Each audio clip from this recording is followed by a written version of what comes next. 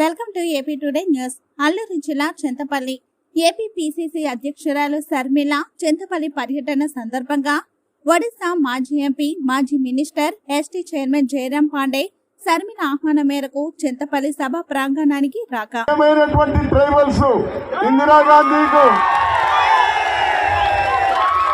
కాంగ్రెస్ కు పంచ ప్రాణం ట్రైబల్స్ అంటే అటువంటి చోట వచ్చి సుబ్బారావు గారిని డిక్లేర్ చేయడమే కాదు, అంతకంటే నాకు సంతోషం ఏమంటే మీరందరూ వేలాది సంఖ్యలో వచ్చి మా నెక్స్ట్ కాబోయేటువంటి ఎమ్మెల్యే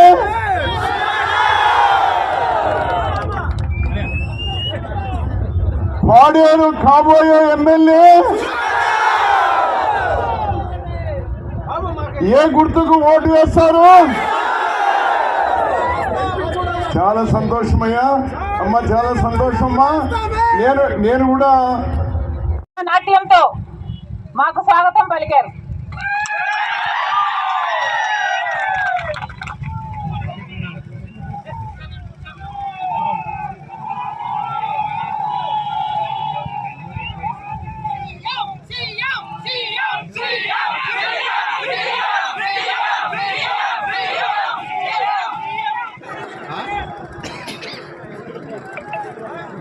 ఇక్కడ ఆదివాసీలు రాజశేఖర రెడ్డి గారికి గిరిజనులన్నా, ఆదివాసీలన్నా, ఈ ప్రజలన్నా, ఈ ప్రాంతమన్నా చాలా ప్రియం. రాజశేఖర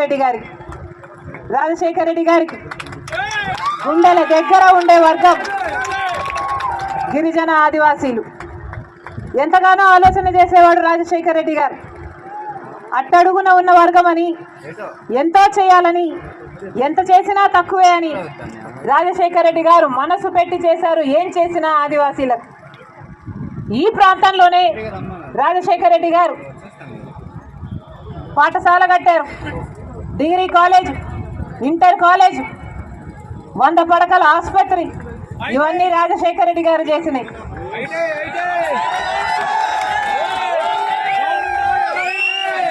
దారిలో వస్తుండగా రఘువీరారెడ్డి అంకుల్ గారు చెప్తున్నారు, అమ్మా 20 లక్షల ఎకరాలకు గిరిజన ఆదివాసీలకు, ఎస్సీలకు భూ పంపిణీ చేశామమ్మా. ఎంత తృప్తిగా ఉందో. జీవితంలో ఇంతకంటే ఏం కావాలి తల్లి? 20 లక్షల ఎకరాలకు